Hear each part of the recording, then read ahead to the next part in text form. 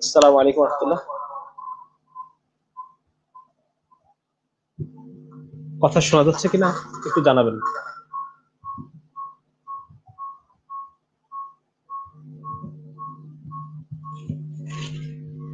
আমার কথা কি শোনা যাচ্ছে?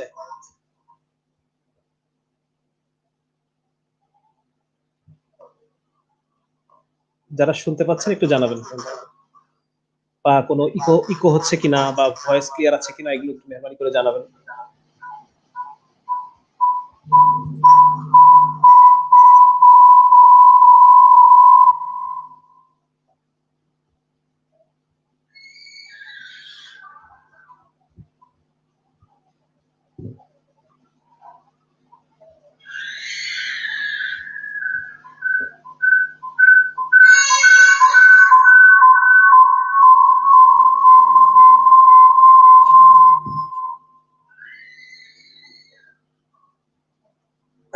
আসসালামু আলাইকুম রহমতুল্লাহ। আমার কথা কি স্পষ্ট শোনা যাচ্ছে? একটু কমেন্ট করে জানাবেন কাইন্ডলি। মেহরবানি করে একটু কমেন্ট করে জানাবেন যে কথা স্পষ্ট শোনা যাচ্ছে কিনা।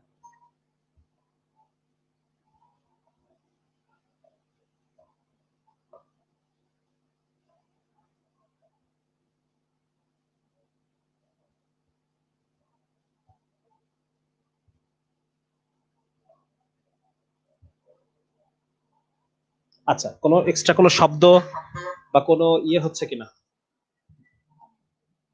কোনো ইকো হচ্ছে কিনা বা কোনো শব্দ হচ্ছে কিনা একটু যদি জানাতেন।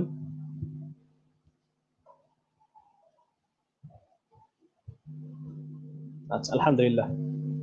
তাহলে শুরু করি। হ্যাঁ, অনেক রাত হয়ে গেছে তো, অল্প সময় আধা ঘন্টা মধ্যে কথা শেষ করে দেবো ইনশাআল্লাহ।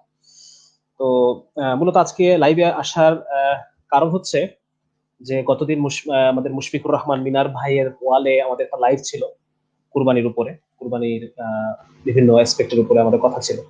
তো সেখানে কিছু নাস্তিক মুক্তমানা তারা অ্যাড হয়েছিল। অ্যাড হওয়ার কারণে তাদের কথার পিঠে কথা এরকম হইতে হয়তো অনেক সময় চলে গেছে। তো যার কারণে আমার আলোচনার যে আমার টপিক গুলো ছিল তার মধ্যে থেকে শেষে একটা টপিক রয়ে যায়। সেটা হচ্ছে যে একটা কথা খুব বেশি আসে ওই নাস্তিক মুক্তমানা সেকুলার ওদের পক্ষ থেকে, যে কুরবানি দেখলে বাচ্চাদের মানসিক সমস্যা হয়। যেটা মানসিক বিভিন্ন বিকারগ্রস্ত হয়ে পড়ে বাচ্চারা, এই সমস্ত দাবি তারা করে থাকে। তো সে একটা টপিক আমার ছিল, কিন্তু গতদিন আমি এই বিষয়ে কথা বলতে পারিনি। আহ, শেষ মুহূর্তে এসে একজন মুক্তমনা উনি বেশ খানিকটা অভিনয় শুরু করেছে আর কি। যার কারণে সেই অভিনয় দেখতে দেখতে আমাদের সময় কেটে গেছে, আমরা আর আমাদের মূল টপিক শেষ করতে পারিনি, অনেক রাত হয়ে গিয়েছিল। তো তারই সূত্র ধরে আজকে লাইভে আসা, যে আজকে একটু ওই আমার টপিকটা, যেটা লাস্টে যে টপিকটা বাকি ছিল, যে বাচ্চারা কুরবানি দেখলে পরে তাদের মানসিক সমস্যা হয়, মানসিকভাবে বিকারগ্রস্ত হয়ে পড়ে, ভয় ভয় পায়। তো এই বিষয় নিয়ে কিছু কথা, হালকা কিছু কথা বাকি ছিল, সেগুলো একটু আপনাদের সাথে শেয়ার করার জন্য এলাম। উম, তো শুরু করি না আর দেরি না করে। মোটামুটি বেশ কিছু ভাই দেখছেন, আমি শুরু করে নিই। বিসমিল্লাহির রহমানির রহিম। আসসালাতু ওয়াসসালামু আলা আলহামদুলিল্লাহ রাব্বিল আলামিন। আসসালাতু ওয়াসসালামু আলা সাইয়্যিদিল আমবিয়া ওয়াল মুরসালিন। আউযু বিল্লাহি মিনাশ শাইতানির রাজিম। রাব্বি ইশরাহ লি সাদরি ওয়া ইয়াসসির লি আমরি ওয়াহলুল উকদাতাম মিন লিসানি ইয়াফকাহু কওলি। আচ্ছা, তো মূল যেটা ওনারা বলে থাকেন যে তাদের সাইকোলজিক্যাল ট্রমা হয়, সাইকোলজিক্যাল ট্রমা থেকে বাচ্চাদের বিভিন্ন ধরনের সমস্যা হতে পারে, তারা একটা কথা বলে থাকে। তো এটা আসলে কথাটা তারা যে একদম হাওয়ার উপরে বলে বা এটা কোনো ইয়ে ছাড়া বলে, এটা আসলে তাদের দাবির ব্যাপারে রিসার্চ আছে। রিসার্চ কি আছে সেটা আমি বলতেছি, যে এ ব্যাপারে বেশ কিছু রিসার্চ ওয়েবসাইটে পাওয়া যায় যে প্রাণী হত্যা দেখার ফলে আহ, কিছু মানসিক সমস্যা কারো কারো হচ্ছে। তো সেটা কাদের হচ্ছে? সেটা হচ্ছে যারা আহ, কসাইখানায় চাকরি করে। যারা কসাইখানায় যারা চাকরি করে, তো ওই প্রতিদিন তাদেরকে তারা জবাই করতেছে, প্রতিদিন, হ্যাঁ, প্রতিদিন প্রাণী হত্যা করতেছে, সেই প্রাণীর গোশত তারা প্রসেসিং করতেছে, সেগুলোকে টুকরা টুকরা করতেছে। তো এর ফলে যেটা ওই প্রতিদিন ওই একই দৃশ্য দেখার ফলে, প্রাণী হত্যার ব্যাপারটা এটা, রক্ত, প্রাণী হত্যা, এই জিনিসগুলো দেখার ফলে তো তাদের মধ্যে কিছু সমস্যা তাদের মধ্যে হচ্ছে, কিছু মেডিকেল কিছু প্রবলেম তাদের অ্যারেঞ্জ করতেছে। তো এই রেফারেন্স গুলা, এই রিসার্চ গুলা রেফারেন্স দিয়ে ওরা বলতে চায় যে শিশুরা যদি কোরবানি দেখে তাহলে সেক্ষেত্রে শিশুদের ক্ষেত্রেও এরকম হতে পারে। তো আমরা আজকে এখন দেখবো যে আসলে এটা হতে পারে কিনা, বা যদি হতে পারে হয় তাহলে সেটা কি হতে পারে বড় জোর, সেই সমস্ত বিষয়গুলো নিয়ে আজকে আমাদের মোট কথা।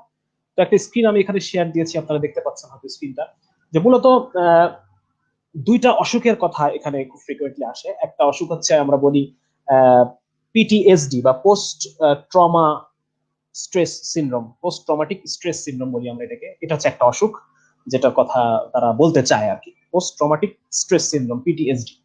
এবং আরেকটা অসুখ, এটা খুব রিসেন্ট এই নামকরণটা আসছে, সেটা হচ্ছে পারপিট্রেশন ইনডিউসড ট্রমা স্ট্রেস, পিআইটিএস বলা হয় আর কি, পারপিট্রেশন ইনডিউসড ট্রমা স্ট্রেস।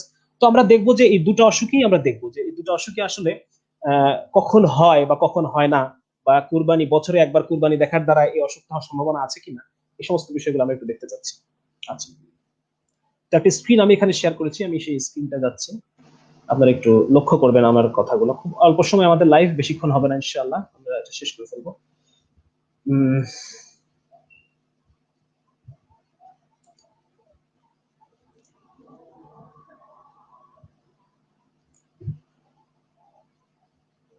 কি ব্যাপার, এত সময় লাগতেছে কেন ওপেন হতে? আচ্ছা, দেখা যাবে, অসুবিধা নেই, দেখা যাবে, শেয়ার করুন।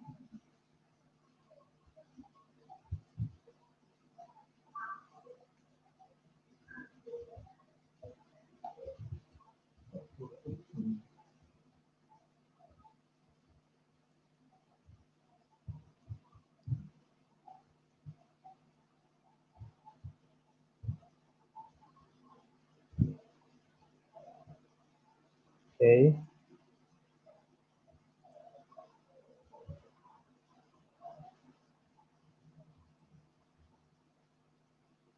আচ্ছা, আমার যে ল্যাপটপ থেকে শেয়ার দিচ্ছি ওটা ওটা একটু প্রবলেম করতেছে, সরি।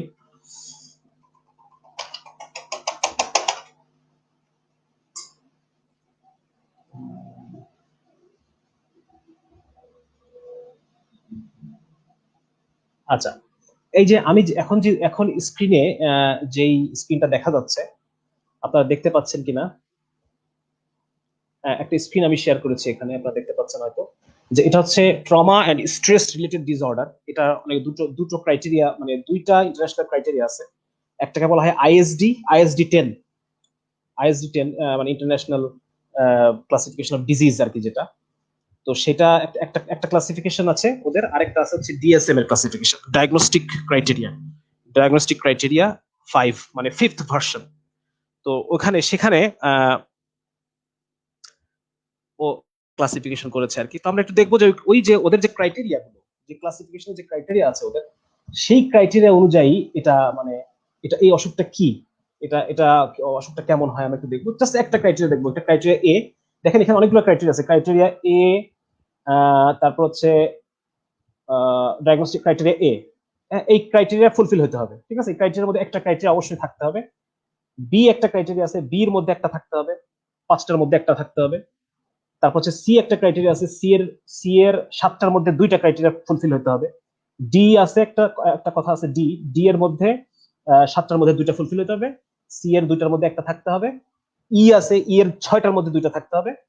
হ্যাঁ, এফ জি এইচ থাকতে হবে। মোট আটটা ক্রাইটেরিয়া আছে পিটিএসডি, ABCDEFGH, আটটা ক্রাইটেরিয়া আছে।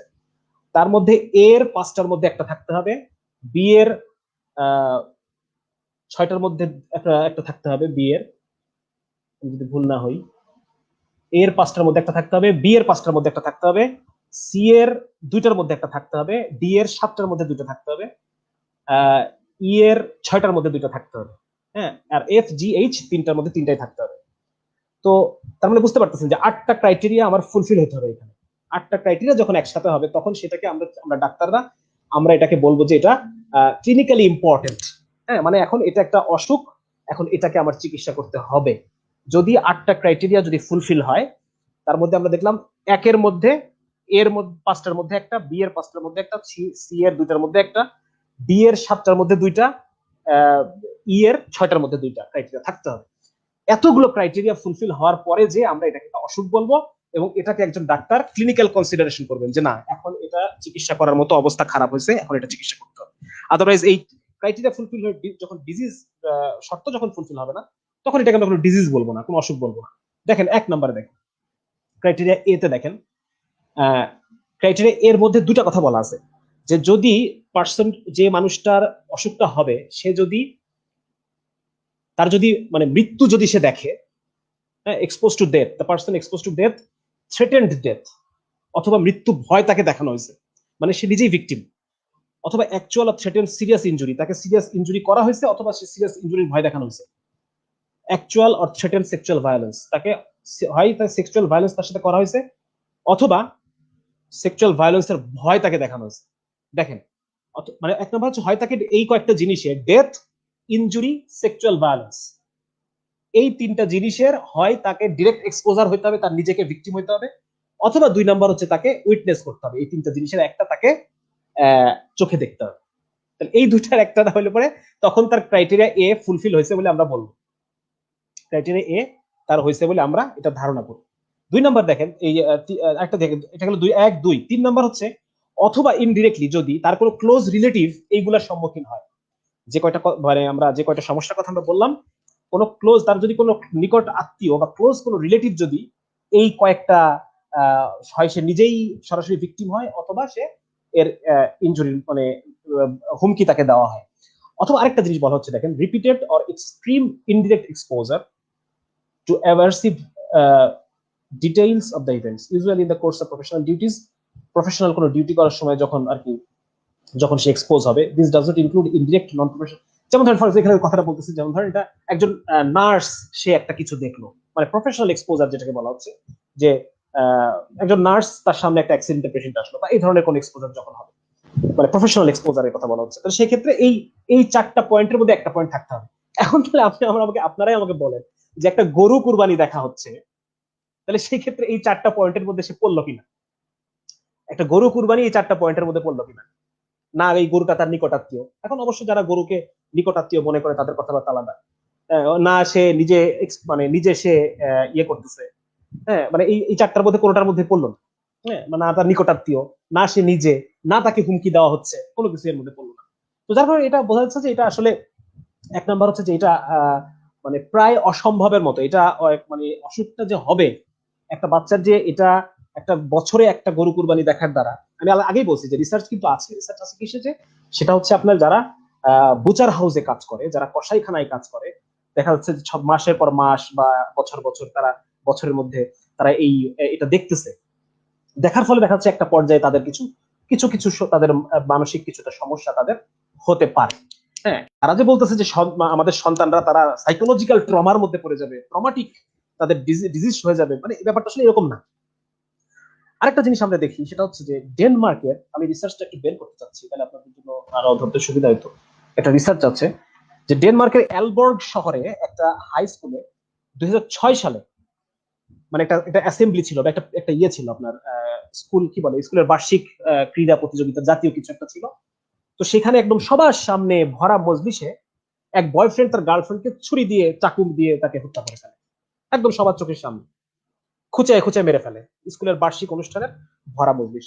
তো এই ঘটনাটা 7 মাস পরে প্রায় 400 জন বা 415 জন ছাত্রছাত্রীর উপরে একটা গবেষণা করা হয় যে যারা এটা দেখছে তাদের সাইকোলজিক্যাল অবস্থাটা কি, তারা কি চোখের সামনে একজন মানুষকে হত্যা করা হলো, তাদেরই ফ্রেন্ড, তাদেরই বড় বোন, তাদেরই স্টুডেন্ট, এর ফলে তাদের মানসিক কি ইফেক্ট করছে। তো দেখা গেল যে তাদের এটা হচ্ছে আপনার ন্যাশনাল সেন্টার অফ সাইকোট্রমাটোলজির বিজ্ঞানীরা এটা করছেন আর কি, ডেনমার্কের এই ইনস্টিটিউশনে তারা বিজ্ঞানীরা এই গবেষণাটা তারা করেন। তো তখন তারা দেখলেন যে এই যে পোস্ট ট্রমাটিক স্ট্রেস ডিসঅর্ডার যেটাকে বলা হয়, এখানে যে 8টা শর্ত আছে, যে শর্তগুলো আমেরিকান সাইকিয়াট্রিক অ্যাসোসিয়েশন DSM-5 ক্রাইটেরিয়াতে তারা, আমি আপনাদেরকে তো অলরেডি আমি দেখাইলাম, এই জিনিসটা কিন্তু আপনাদেরকে দেখাইছি যে ক্রাইটেরিয়াটা কেমন। তো 8টাই থাকলে চিকিৎসা শুরু হবে, হ্যাঁ এটা ক্রাইটেরিয়াতে বলা আছে। তো ডেনমার্কের গবেষণায় পাওয়া গেল কি জানেন, যারা চোখের সামনে একটা ভায়োলেন্স দেখছে, একজন মানুষকে, তাদের বন্ধুকে, তাদের একটা চেনা পরিচিত ক্লোজ একজন মানুষকে হত্যা করে ফেলা হয়েছে, তো তারা দেখতেছে যে মাত্র 9%-এর তারা এই 8টা শর্তের মধ্যে 3টা শর্ত পূরণ করছে, মানে তাদের কিন্তু এখন অসুখ হয় নাই। তারা মানুষ হত্যা দেখে ফেলছে, কিন্তু অলরেডি মানুষকে খুন করা দেখে ফেলছে। তাদের ক্লোজ একজন ফ্রেন্ড বলেন বা বড় আপু বলেন, যাদের মানে ক্লোজ একজন মানুষ। তো এর দেখা যাচ্ছে যে গবেষণায় পাওয়া গেল তাদের মাত্র 9.5, আমি ধরে নিচ্ছি 10%-এর 3টা ক্রাইটেরিয়া ফুলফিল হয়েছে, এবং 25% তারা 2টা ক্রাইটেরিয়া ফুলফিল করছে। মানে এদের কারোরই অসুখ হয় নাই, জাস্ট মানে মনের উপরে কিছুটা চাপ, মানে যেহেতু একজন ক্লোজ একজন মানুষ মারা গেছে, হ্যাঁ, চোখের সামনে তার নিহত হওয়াটা তারা দেখছে, তো তার কারণে একটু মনের উপরে চাপ পড়ছে। তো যেটা আমি বলতে চাচ্ছি সেটা হচ্ছে যে তারা যে কথাগুলো বলে যে সন্তানের এই হবে সেই হবে, এবং অনেকে এই অসুখটা রেফারেন্সও দেয় যে এই অসুখটা হতে পারে স্ট্রেস দেখলে পরে। তো ব্যাপারটা আসলে মানে আমি আপনাদের কাছে মানে মেডিকেল পয়েন্ট অফ ভিউ খোলাসা করলাম যে এটা ব্যাপারটা আসলে ওরকম না। যে জিনিসটা দাবি করতেছে, মানে অসুখ হয় এত সহজ কথা না। অসুখ মানে বললাম আর হয়ে গেল, এত সহজ কথা না। এখন সেদিন গতদিন যে নাস্তিক একটা ভাই আসছিলেন, ভাই তো না মানে একজন নাস্তিক আসছিলেন, তো সে বলতেছে যে কোরআনের একটা আয়াত শুনে সে বলছে আল্লাহ ভয় পাইছি, সে খুব ভয় পেয়ে গেছে যে আল্লাহ এত ভয়ঙ্কর কথা বলছে। এখন এইসব আরে মানে এগুলো দেখে যদি আপনি ভয় পান, তাহলে সেক্ষেত্রে বলা যেতে পারে যে আপনার ছেলে গরুর রক্ত দেখলেও ভয় পাবে। গরুর রক্ত দেখলে আপনার ছেলে ভয় পাবে, এটা অস্বাভাবিক কিছু না। তো যেটাই হোক, মানে এটা আমি বোঝানোর চেষ্টা করলাম যে আসলে এই অসুখটা কাকে বলে, এটা মানে অসুখ হইতে হলে এটার কি কি লাগবে। এটা গরু কুরবানি, বছরে একটা বার আপনি গরু কুরবানি দেখবেন, এটার দ্বারা আপনার যে সাইকোলজিক্যাল ডিসঅর্ডার শুরু হয়ে যাবে, আপনি পাগল হয়ে যাবেন, বদ্ধ উন্মাদ হয়ে যাবেন, ব্যাপারটা আসলে এরকম না। এটা একটা। তো আরো কিছু জিনিস আমি এখানে আনতে চাই, সেটা হচ্ছে যে আহ, যেমন ধরেন গতদিন শিবলি মেহেদি ভাই একটা কিছু কথা বলেছিলেন যে আসলে সন্তানরা আহ তারা মানে আমাদের সন্তানদেরকে আমরা কিভাবে বড় করতেছি, আমাদের সন্তানরা কি একটা অবস্থার ভিতরে বড় হচ্ছে। উনি একটা উদাহরণ দিলেন যে একটা ক্লাস 1-এর বাচ্চা, মানে অলমোস্ট তার বয়স 6 থেকে 7 বছর বয়স হবে, ক্লাস 1-এর একটা বাচ্চাকে জিজ্ঞেস করা হয়েছে যে তুমি যে দুধটা খাও, দুধটা কোত্থেকে আসে। সে বলতেছে যে দুধটা ফ্রিজ থেকে আসে, দুধটা ফ্রিজ থেকে আসে। এটা তার কথা যে আমি যে দুধটা খাই সে দুধটা আসে হচ্ছে ফ্রিজ থেকে। তো দেখেন, এখন আমরা কি আমাদের সন্তানদেরকে এরকম দেখতে চাই, যার কোনো বাস্তব জ্ঞান নাই, সে যে খাবারটা খায় সেই খাবারটা কোত্থেকে আসে। আমাদের সন্তানরা সবারই সন্তান কম বেশি মুরগি পছন্দ করে, সে যে মুরগিটা পছন্দ করে, এই মুরগিটা কোথা থেকে আসে। হ্যাঁ, সে যে গরু মানে গোস্ত খেতে চায়, গোস্তটা কোথা থেকে আসে, গোস্তটা কি ফ্রিজ থেকে আসে, নাকি এই গোস্তটার জন্য একটা প্রাণী তার প্রাণ দিয়ে দিচ্ছে। এই জিনিসটা একটা 6 বছরের বাচ্চার বোঝা উচিত ছিল, তাকে তার বাবা মা শেখানো উচিত ছিল যে একটা প্রাণী তাকে হত্যা করা হয়, এবং সেই হত্যা করা প্রাণীটার কারণে তুমি তার গোস্তটা খেতে পারো। হুম। তো মানে ব্যাপারগুলো চিন্তা করেন যে আমরা আমাদের সন্তানদের কিভাবে মানুষ করতেছি। তো আমরা এইভাবে আমাদের সন্তানদেরকে মানুষ করতে চাই না। আমাদের সন্তান জানবে সে যে মুরগির গোস্তটা খায় সেটা কোত্থেকে আসে, একটা প্রাণী নিহত হয়ে তাকে খাবার খাওয়াচ্ছে। হ্যাঁ, এই দুনিয়ার সিস্টেমের প্রতি এইটুকু কৃতজ্ঞতা তার আসতে হবে। হ্যাঁ, এই দুনিয়ার যে স্রষ্টা তার প্রতি তার কৃতজ্ঞতা আসতে হবে, যে আমার স্রষ্টা আমাকে একটা প্রাণী তার জীবন দিয়ে দিল, সে জীবন দিয়ে সেটা দিয়ে আমি খাবারটা খাচ্ছি। এইটুকু কৃতজ্ঞতা বোধ আমাদের সন্তানদের থাকবে, এবং এই জন্য তার জানতে হবে যে সে যে খাবারটা খায় সেটা সে কোত্থেকে খায়, সেটা কোথা থেকে আসে। এটা এগুলো আমাদের সন্তানদেরকে জানতে হবে। হুম। আচ্ছা, কথা শোনা যাচ্ছে না না? আচ্ছা আচ্ছা আচ্ছা, সরি। তো যেটা বলতে চাচ্ছিলাম যে আমরা আমাদের সন্তানদেরকে মানসিকভাবে দুর্বল এবং মানসিকভাবে অপরিপক্ক করে গড়ে তুলতে চাই না। হ্যাঁ, যে একটা কি বলে, সে এসএসসি তে A+ পাবে না বলে সে আত্মহত্যা করে ফেলবে। হ্যাঁ, গার্লফ্রেন্ডের কাছে ছ্যাঁকা খেয়ে আত্মহত্যা করে ফেলবে। এত দুর্বল ভাবে আমরা আমাদের বাচ্চাদেরকে গড়ে তুলতে চাই না। এবং তারা বছরে একটা বার তারা দেখবে, চোখের সামনে দেখবে যে একটা প্রাণী তার জীবন দিয়ে দিচ্ছে তাকে গোশত খাওয়ানোর জন্য, এবং এর ফলে সে এই দুনিয়ার পরে সিস্টেমের প্রতি সে কৃতজ্ঞ হবে, তার মধ্যে কৃতজ্ঞতা বোধ তৈরি হবে, সে মানুষের প্রতি কৃতজ্ঞ হওয়া শিখবে। হুম। এবং সে এই দুনিয়ার সৃষ্টিকর্তার প্রতি সে কৃতজ্ঞ হওয়া শিখবে, যে আমার সৃষ্টিকর্তা আমার জন্য, আমাকে খাওয়ানোর জন্য একটা প্রাণীর জীবন তিনি নেওয়ার অনুমতি দান করছেন, বা একটা প্রাণী জীবন দিয়ে আমাকে খাবার খাওয়াচ্ছে। হ্যাঁ, এই জন্য সে কৃতজ্ঞতা প্রকাশ করবে। তো যেটা এটা আরেকটা পয়েন্ট। এবং 3 নম্বর পয়েন্ট যে হচ্ছে সন্তানকে একটা হচ্ছে বাস্তবতা বোঝানো বা বাস্তবতা শেখানো, এবং আরেকটা পয়েন্ট হলো যেটা মানসিকভাবে শক্ত হওয়া, দুনিয়ার কঠোর বাস্তবতা গুলো তাকে শিখতে হবে। হ্যাঁ, দুনিয়া যে কঠোর, এই কঠোরতা গুলো সন্তানদেরকে আমরা ছোটবেলা থেকেই শিখাবো।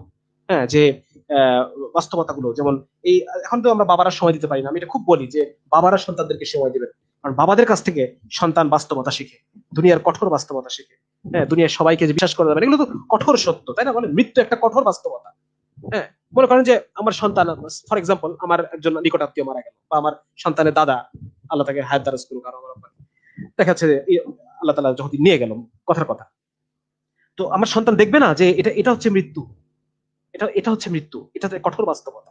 এটা এই মৃত লাশ দেখলে পরে কি তার সাইকোলজিক্যাল ট্রমা হয়ে গেল, সে পাগল হয়ে যাবে আমার বাচ্চা?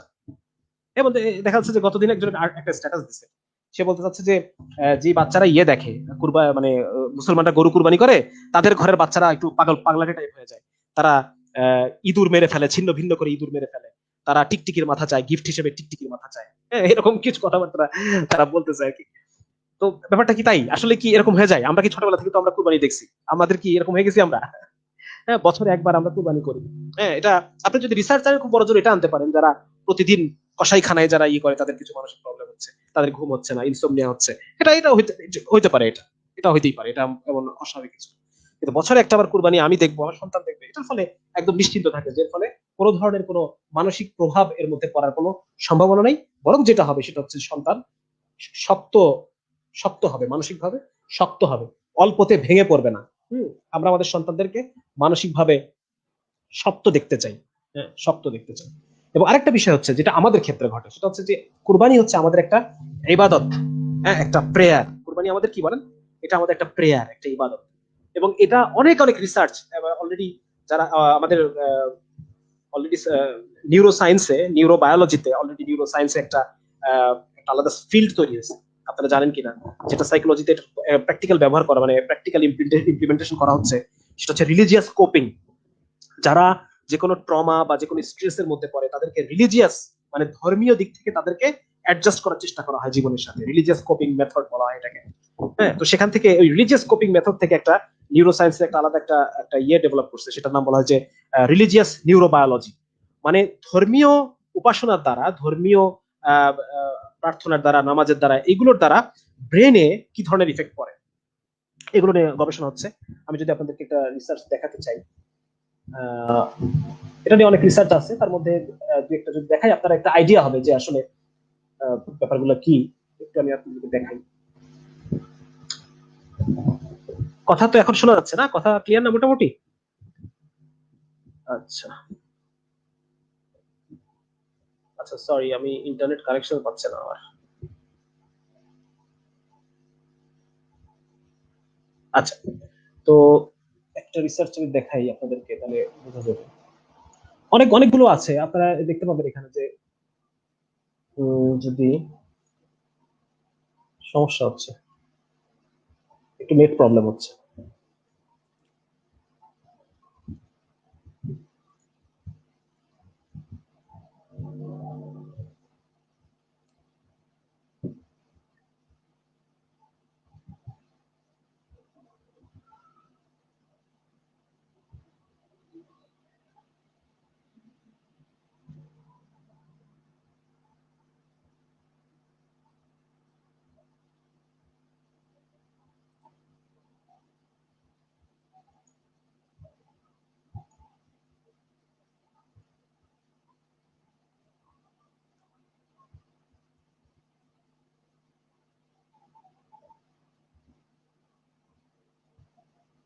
আচ্ছা, এখানে আপনারা যদি দেখেন, আহ, খুব বেশি দেখাবো না আমি, সব বেশি দেখাতে চাই না।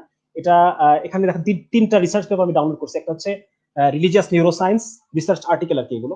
একটা হচ্ছে রিলিজিয়াস নিউরোসায়েন্স, আর একটা হচ্ছে the experience of Muslim prayer. এগুলো সবই অমুসলিমদের লেখা, খ্রিস্টানদের লেখা মেনলি। মুসলমানদের প্রেয়ারটা কেমন, এটার উপরে একটা একটা রিসার্চ আছে এখানে। আমি আর খুলতেছি না এখন, যেহেতু অনেক রাত হয়ে গেছে। আরেকটা হচ্ছে the neuro scientific study of spiritual practice, মানে বিভিন্ন যারা ধর্মীয় ইবাদত উপাসনা গুলা, তার নিউরো সাইন্টিফিক স্টাডিটা উপরে বিভিন্ন ইয়ে আছে, রিসার্চ আছে। তো এখানে দেখা যাচ্ছে যে আসলে মেইনলি যে আমরা যে ইবাদত গুলো করি, আমরা যে ওয়ার্শিপ করি, আল্লাহকে ডাকি, এর ফলে যেটা হয়, আমাদের স্ট্রেস রিলিভ হয়। হ্যাঁ, আমাদের অন্তরের মধ্যে যে একটা গ্লানি, আমাদের অন্তরের ভিতরে যে একটা অপরাধ বোধ, হ্যাঁ, এগুলো রিলিভ হয়। হ্যাঁ, রিলিভ হয়ে আমাদের মধ্যে একটা সতেজতা চলে আসে, আমাদের ভিতরে সতেজতা চলে আসে। তো কুরবানি হচ্ছে এরকম একটা কি, আমাদের একটা প্রেয়ার, তাই না বলেন? কুরবানি হচ্ছে আমাদের একটা ইবাদত, আমরা আল্লাহকে সন্তুষ্ট করতে চাই কুরবানির দ্বারা। হ্যাঁ, তো যার ফলে কুরবানির ফলে কোনো মানসিক স্ট্রেস তো পড়েই না, বরং এর ফলে আমাদের কি হয় বলেন? এর ফলে আমাদের স্ট্রেস রিলিভ হয়, যেহেতু এটা একটা prayer, it's part of prayer. হ্যাঁ, এবং আল্লাহর প্রতি কৃতজ্ঞতায় আমাদের অন্তর ভরে ওঠে, ঠিক না বলেন? যার কারণে এটা একটা ইনভ্যালিড কথা যে আসলে সাইকোলজিক্যালি স্ট্রেস করবে, হ্যান করবে, ত্যান করবে, হ্যাঁ, এগুলা আসলে কোনো কথার মধ্যে পড়ে না। বরং আমাদের সন্তানদেরকে আমরা এটা দেখাবো, হ্যাঁ। এবং আরেকটা বিষয় হচ্ছে আমরা এটা আলোচনা করবো, তার সাথে আলোচনা করবো। ফর এক্সাম্পল, আমার মেয়ের বয়স 3 বছর। তো সে অলরেডি তার সাথে আমার অনেক বিষয়ে আলোচনা হয়ে গেছে যে আমি তাকে বোঝা, এটা সে জানে। সে এটা জানে যে সে যে মুরগির কক গোস্ত সে পছন্দ করে, সেই কক গোস্ত, এটা একটা কক তার লাইফটা দিয়ে দেয়। কক বাবা কিনে নিয়ে আসে, বাবা বাজার থেকে নিয়ে আসার পর সেটা ককটাকে আল্লাহ, বাবা ইয়ে করে, জবাই করে, হ্যাঁ, জবাই করে ককটা আল্লাহর কাছে চলে যায়, আর গোস্তটা বাচ্চা খায়। সে তার বিশ্বাস হচ্ছে এটা, সে এই তার জ্ঞান হচ্ছে এটা, হ্যাঁ। তার ভাই, ছোট ভাই হয়েছে, ভাই হওয়ার পর যখন তার দুটো ছাগল আকিকা দেওয়া হয়েছে, আকিকা দেওয়ার পরে তখন সে দেখছে যে ছাগলটাকে বাবা জবাই করতেছে। তো সে প্রথমে বলতেছে যে বাবা তুমি এত সুন্দর একটা ছাগল। আমি তাকে তখন তাকে একটু বোঝানো হলো যে দেখো, এই যে ছাগলের গোস্তটা তুমি পছন্দ করতেছো, তুমি খাচ্ছ গোস্তটা, এই গোস্তটা এই ছাগলটা তার জীবন দিয়ে দিছে, এবং আল্লাহ তাআলা এটা আমাদেরকে অনুমতি দিচ্ছেন যে ছাগল কে আমরা খেতে পারবো, ছাগলকে আমরা আহ এভাবে জবাই করে ছাগলটাকে আমরা খেতে পারবো, তুমি খাচ্ছ এখন। এটাই হচ্ছে দুনিয়ার সিস্টেম, এটাই দুনিয়ার সিস্টেম। তুমি খাবার, ছাগলটা খাবে, ছাগলের গোশত খাবে, তুমি নামাজ পড়বে, আল্লাহর শুকরিয়া আদায় করবা, হ্যাঁ, এটা আল্লাহর নিয়ামত, এবং এটা তার সে বুঝে গেছে, হ্যাঁ। এবং এখন সে মানে সামনে কুরবানির ঈদ, এটাও সে জানে যে কুরবানির ঈদ একটা গরু কেনা হয়েছে, দাদা ভাই একটা গরু কিনেছে, এবং সেই গরুটা আল্লাহর কাছে চলে যাবে, গরুর মাংস খাদিজা খাবে, ঠিক আছে। মানে এই ব্যাপারটা হচ্ছে এটা, যে জিনিসটা আসলে খুব সিম্পল, জিনিসটা খুবই সিম্পল, যে এখানে আহ, এটাকে মানে কি বলা যায়, এটাকে আমরা আমাদের সন্তানদেরকে মানে ল্যাভেন্ডিশ দেখতে চাই না।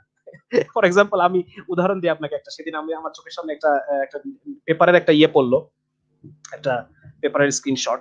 সেখানে দেখলাম যে একজন নারীবাদী আপু, তিনি তার সন্তানকে বলতেছে, আমার সন্তানকে আমি ছেলে হিসেবেও না, মেয়ে হিসেবেও না, আমার সন্তানকে আমি মানুষ হিসেবে আমি গড়ে তুলতেছি। সে সন্তানকে ইয়ে পড়ায়, মেয়েদের কাপড় পরায়, বাচ্চাটা তো পুরুষ, ছেলে বাচ্চা।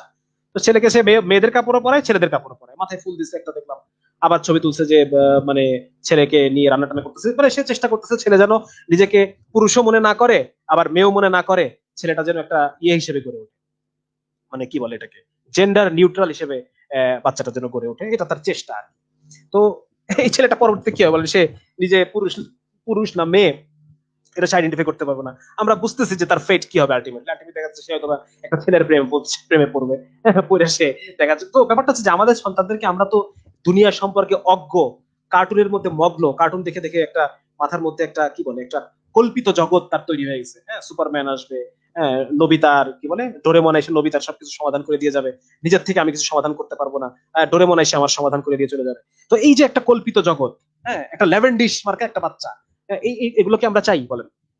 আমরা চাই আমাদের বাচ্চা বাস্তবতা বুঝুক, বাস্তবতা শিখুক, তার মধ্যে কৃতজ্ঞতা বোধ আসুক, এবং সে মানসিকভাবে শক্ত হোক, হ্যাঁ, সে মানসিকভাবে শক্ত হয়ে গড়ে উঠুক, যাতে করে অল্প আঘাতে সে ভেঙে না পড়ে।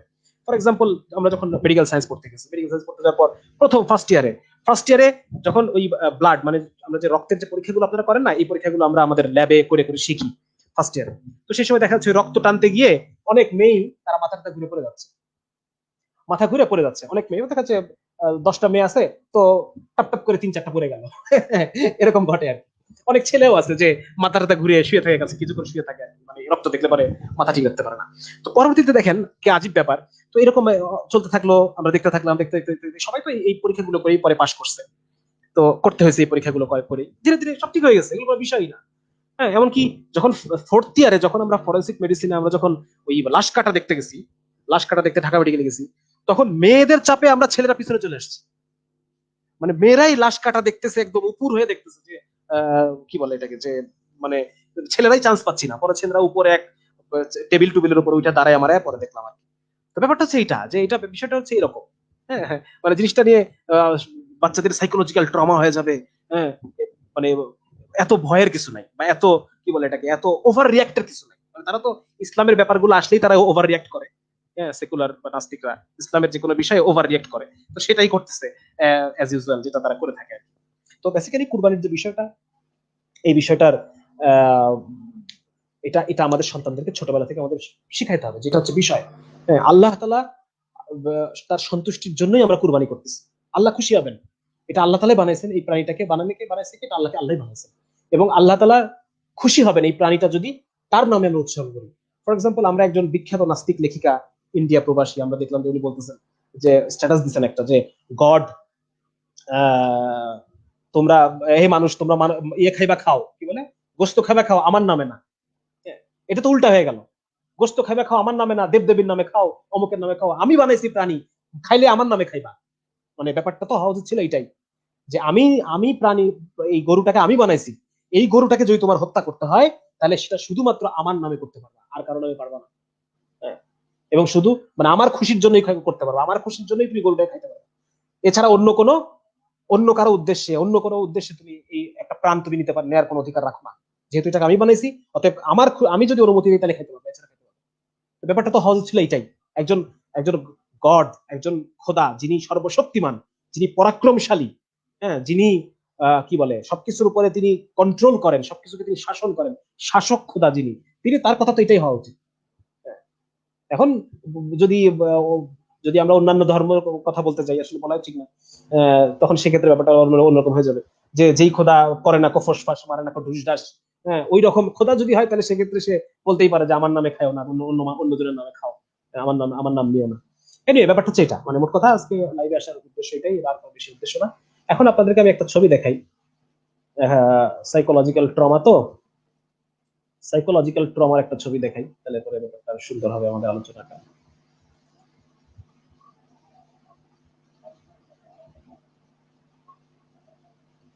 এনিওয়ে, মানে কাউকে ছোট করার জন্য না, আমি কাউকে ছোট করবো না, মানে জাস্ট তাদের ডাবল স্ট্যান্ডার্ডটা আমি একটু দেখাতে চাই, যে এটা ডাবল স্ট্যান্ডার্ড একটু দেখানোটাই উদ্দেশ্য, আর কোনো উদ্দেশ্য নেই। আল্লাহ তাআলা আমাদের সবাইকে হেফাজত করুক।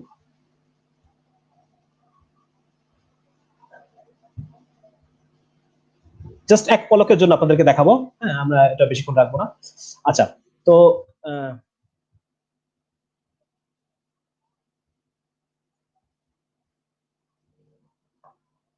এক পলকের জন্য আমরা একটু দেখবো, তারপর আমরা এটা শেষ করে ফেলবো। দেখেন এই ছবিটা দেখেন একটু, একটা একটা নারী মূর্তি, তার 10টা হাত আছে, তার হাত, প্রত্যেকটা হাতে কোমরে দেখেন মানুষের মাথা ঝুলানো, হ্যাঁ, এবং সে বড় একটা জিহ্বা বের করে আছে, হাতে প্রচুর অস্ত্র শস্ত্র, হ্যাঁ, চারপাশে এই যে প্রত্যেকটা হাতে দেখেন নরমুন্ড আছে, শেষ আমাদের দেখা শেষ। তো এটাকে কি বলবেন আপনারা? এটা কি সাইকোলজিক্যাল ট্রমা? একটা বাচ্চা যদি এটা দেখে, কি মনে হয় আপনাদের? যে এটা এটা এটা এই এই এই এই ছবিটা যদি কোনো বাচ্চা দেখে, বা এই ছবিটা যদি বা এই মণ্ডপে যদি কাউকে নিয়ে যাওয়া হয় কোনো বাচ্চাকে, সেটা কি হয়, তার কি হয়? তার কি রাতে ঘুমের ঘরে এই দৃশ্য দেখার সম্ভাবনা আছে কি না? কিন্তু এটা নিয়ে কোনো কথা হবে না, জানি কেন হবে না, উই নো অল দ্যাট। এটা নিয়ে কথা বাড়াবাড়ি কিছু নাই। বাকি কথা হচ্ছে যে এটা হচ্ছে ডাবল স্ট্যান্ডার্ড, ইসলাম কোনো কিছু করলে পরে সেটা সহ্য হবে না, সেটা তারা ভালো চোখে দেখবে না, এটাই স্বাভাবিক। তো যাক, আজকে এই পর্যন্তই, আর বেশি কথা বাড়াবো না, এটুকু কথা আমার বাকি ছিল, এটুকু জিনিস দেখানো বাকি ছিল আমার, সেটুকু আমি দেখা দিলাম। আরেকটা অসুখের কথা যেটা আসে, যেটা হচ্ছে পিটিএসডির কথা, তো আপনাদেরকে বললামই আমি অলরেডি, যে 8টা ক্রাইটেরিয়ার মধ্যে একটা ক্রাইটেরিয়া, 8টা ক্রাইটেরিয়ার মধ্যে 8টা ক্রাইটেরিয়া থাকতে হবে। হ্যাঁ, 8টা ক্রাইটেরিয়া ফুলফিল হলে পরে তখন তাকে ডিজিজ বলা হবে। যেখানে মানুষ খুন করা দেখে কারো হয়তো বা 8টার মধ্যে 3টা পূরণ হয়েছে, কারো 2টা পূরণ হতে পারে, 25% 2টা পূরণ হয়েছে, আমরা যেটা আগের রিসার্চ দেখলাম। তো আরেকটা অসুখের কথা বলা হয়, সেটা হচ্ছে পিআইটি। পিআইটি, যেটা পারপিট্রেশন ইনডিউসড ট্রমা স্ট্রেস, এটাও একই ধরনের জিনিস, এটা খুব ভিন্ন কোনো কিছু না, এটাও একই ধরনের একটা অসুখ, যেখানে মানে এই ধরনের সমস্যা হয় আর কি। তো এটারও এরকম ক্রাইটেরিয়া আছে। আমি যদি আপনাকে একটু বের করে দেখাই, আহ, এটা এরকম 6টা 7টা ক্রাইটেরিয়া আছে, যেগুলোর মধ্যে সবগুলা আহ, মানে ফুলফিল হতে হবে আর কি, সবগুলো ফুলফিল হলে তখন একটা ডিজিজ আমরা বলবো যে হ্যাঁ এটা একটা ডিজিজ হয়েছে। হ্যাঁ, কিন্তু সেটা, এটা আমি এখন কোথায় রাখছি, এটা বের করাটা একটু টাফ হয়ে যাচ্ছে আমার জন্য। আচ্ছা, যদি দেখি,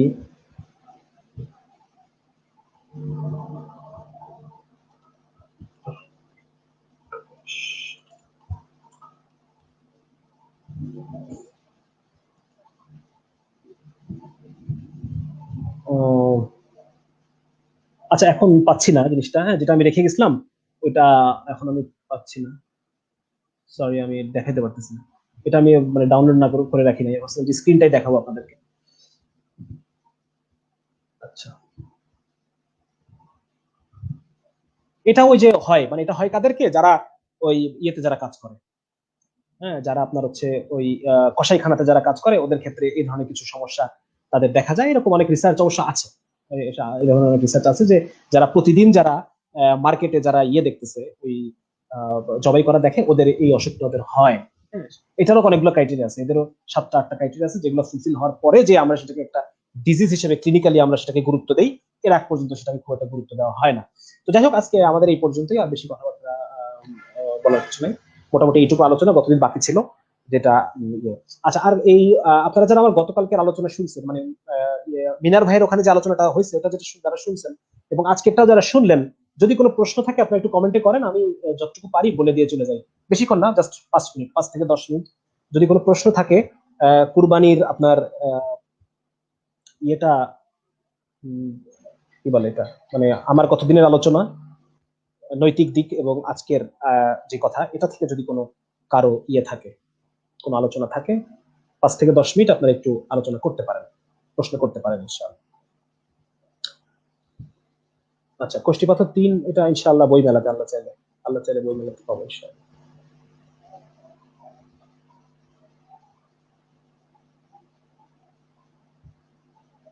আলহামদুলিল্লাহ।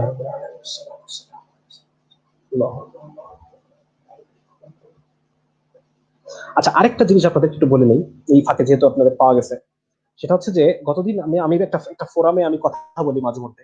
তো ওইখানে একজন মানে এক্স নাস্তিক, একজন বড় একজন সরকারের আমলা, এক্স নাস্তিক, এখন আলহামদুলিল্লাহ উনি নামাজ কালাম পড়েন বা ইয়ে করেন। তো উনি একটা প্রশ্ন জিজ্ঞেস করতেছিলেন যে যে কুরবানিতে যে আমরা তো দেখি যে শুধু সবাই ফ্রিজ কিনতেছে আর ফ্রিজ কিনে কিনা গোশত জবাই করতেছে আর ভরতেছে, এর মধ্যে ত্যাগটা আসলো কোত্থেকে? এটা কিন্তু আসলে একটা বড় কোশ্চেন, ঠিক না? মানে যে গোশত খাচ্ছি, গোশত ভরে রাখতেছি, এর মধ্যে ত্যাগের বিষয়টা, ত্যাগের মহিমা কোত্থেকে আসলো? ত্যাগ কই?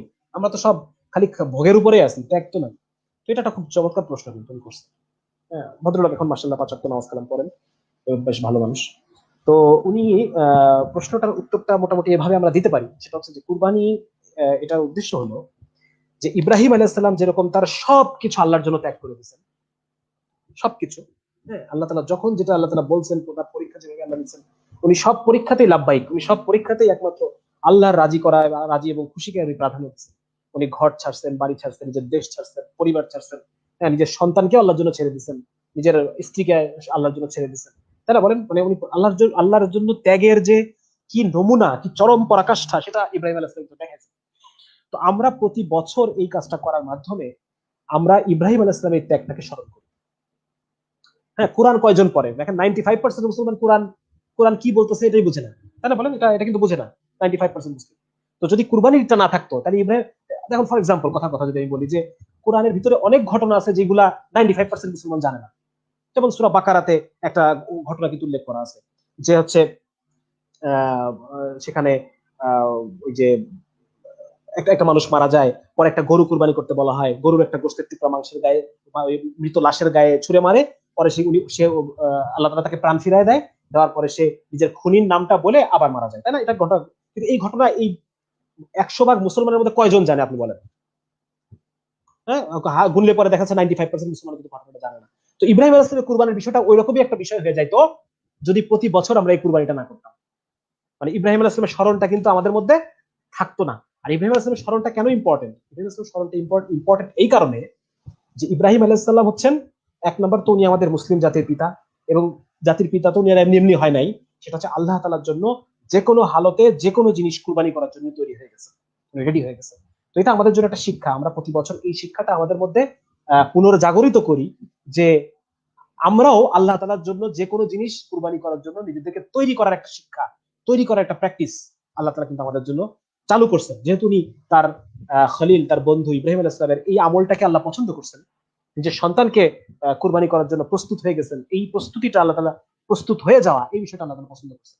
তো এটাকে আল্লাহ তাআলা, এই আমলটাকে পছন্দ করে আল্লাহ তাআলা আমাদের জন্য এটাকে, আল্লাহ তাআলা এটাকে কি বলছেন, মানে আমাদের জন্য আল্লাহ তাআলা আমলটার একটা নিয়ম করে দিয়েছেন, যেন এই আমলটা করার দ্বারা, কুরবানির আমলটা করার দ্বারা আমরা ইব্রাহিম আলাইহিস সালামের স্মরণটা আমাদের মধ্যে প্রতি বছর তাজা হয় এবং আমাদের মধ্যে এই ফিলিংসটা আসে যে আল্লাহর জন্য আমরা আমাদেরও সবকিছু ছাড়তে হবে।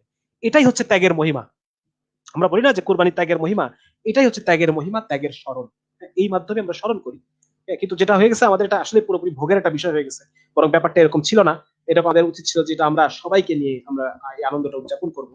হ্যাঁ, আমরা গোশত আমরা গরিবদের সাথে ভাগ করে নিব, এটা হয় আলটিমেটলি। দেখা যায় প্রত্যেক বাসায় গরুর মাংস রান্না হয়ে গেছে ওই দিন।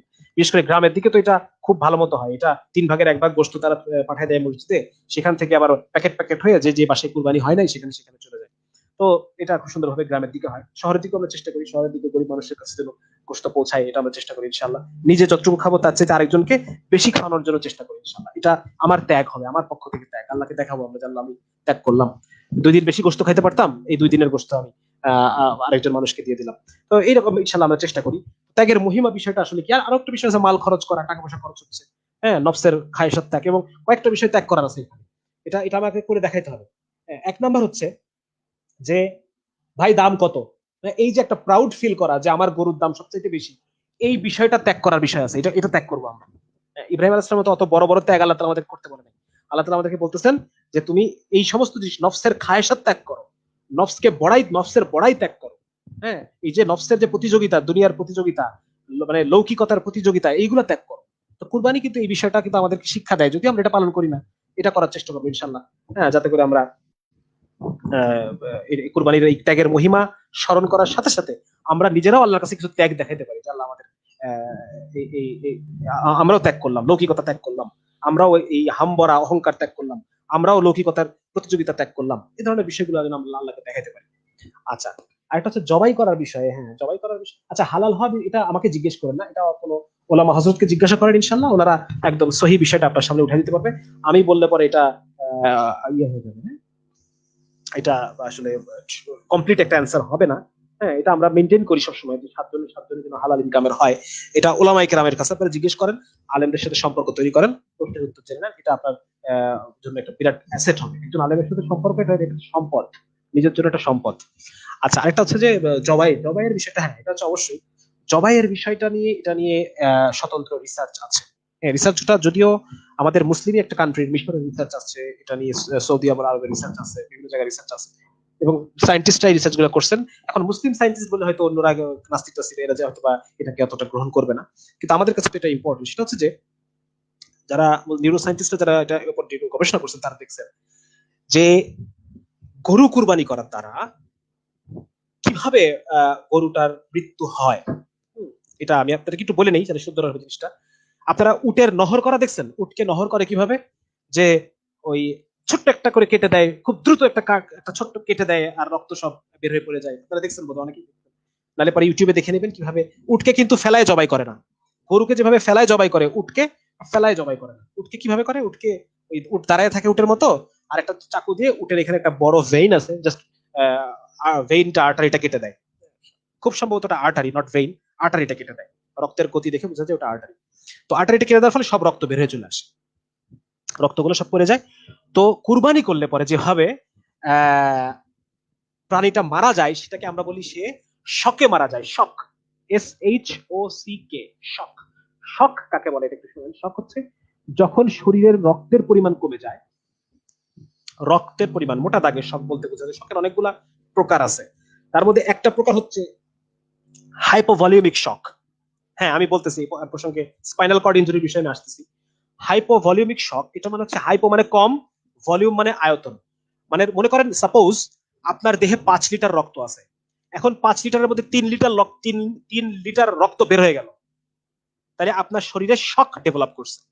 কি ডেভেলপ করছে? শক হয়েছে আপনার শরীরে, এবং এই শকের কারণে আপনি মারা যাবেন। আপনার ব্রেন যথেষ্ট পরিমাণ রক্ত পাবে না, আপনার কিডনি যথেষ্ট পরিমাণ রক্ত পাবে না। হ্যাঁ, ব্রেন মারা যাবে, কিডনি মারা যাবে। বুঝতে পারছেন ব্যাপারটা?